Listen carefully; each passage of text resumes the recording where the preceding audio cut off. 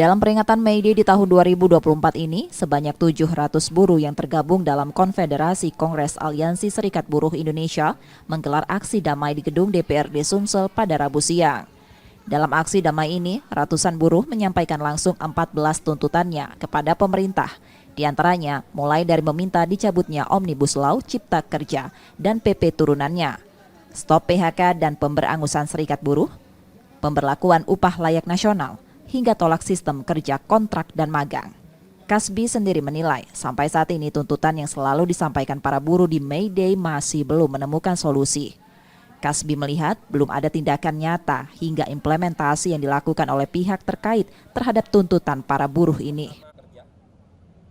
Sejauh ini memang kalau kita ngomong ditanggapi pada saat seremonialnya, tapi untuk implementasi atau fakta atau usahanya ya untuk kami sih tidak terlihat. Karena apa? Tuntutan teman-teman buruh ini dari tahun ke tahun masih sama.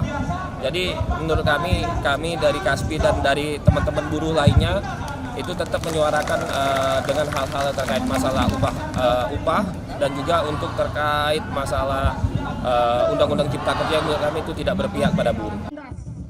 Selain itu, Kasbi juga berharap pemerintah memperhatikan kesejahteraan para buruh ini karena kebutuhan biaya hidup terus meningkat.